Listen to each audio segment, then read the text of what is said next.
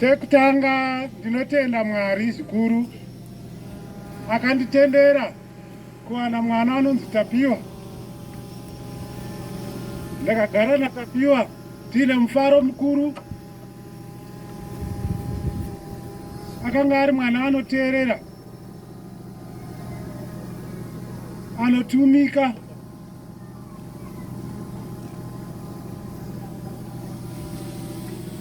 zvisinei kuti kuenda kwake kwandirwadza.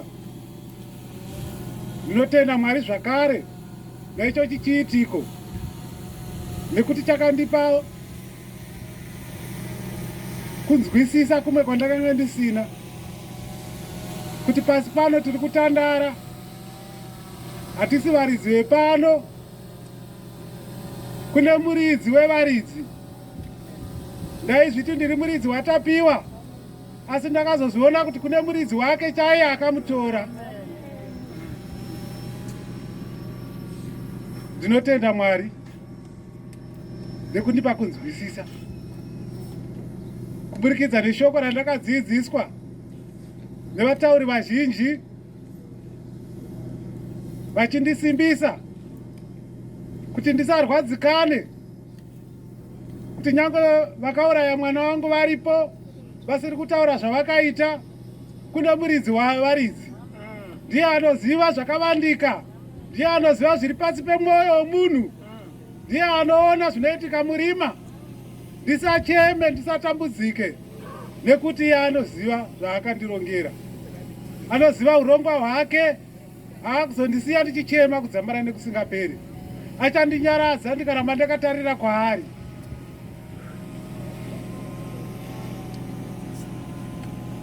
Ndinoti Mwari aedza kutinyaradza zvizere semhuri, abvise ruvengo pakati pedu, tigone kuregererana, tisaremerwe neruvengo, nekuti ruvengo runokuvadza isu, asi tiwane kubatana. Ndinotenda zvizhinji vadzidzisi vakandidzidzisa, vakandipa shoko rekuti ndigogona kunzwisisa. Ndisarambe ndiri pakuchema, ndisarambe ndiri pakushupika, asi ndingonzwisisa.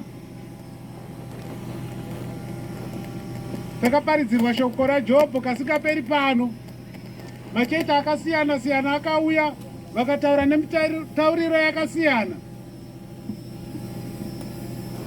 Ndinongoti mashoko atakadzidziswa aramba aineni, kuti pandichafamba anditungamire, ndisawanikwe ndiri kurasika, asi ndigosimbiswa nemuzita raJesu Kristu tenzi wedu. Amen. Toda kutenda zvikuru maita mofu, maita musiyamwa nemashoko makukutu, mashoko andabata pane zvavataura kuregerera. Ndo saka muchinzwa chinzi Baba wedu muri kudenga.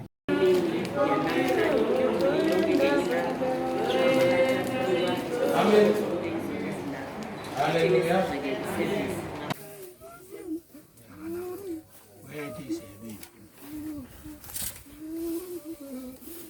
Tapiwa, mweya wako wadzokera kuna Baba uyo akakupa. Iye zvino taakuisa mwiri wako ivhu kuivhu, dota kudota, kuguta.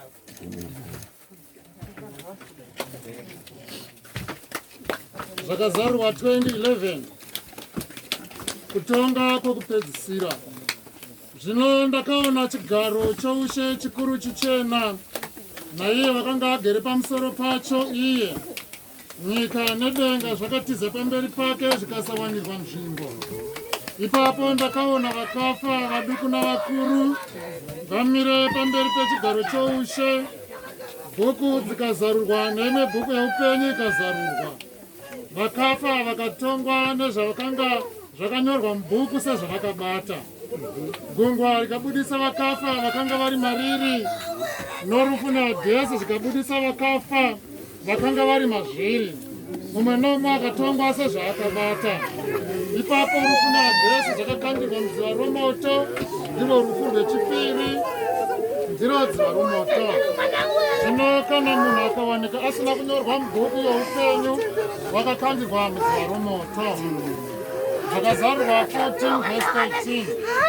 Ipapo ndakanzwa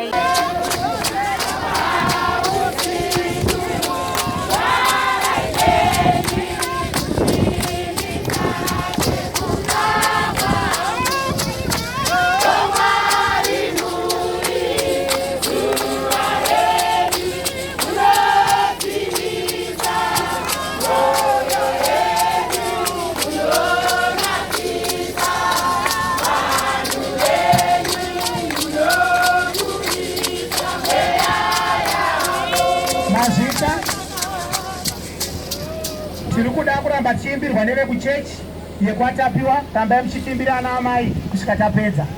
Mukapedza wotozopawo Salvation Army vanozotiimbirawo zvakare. Ngatimbe edu.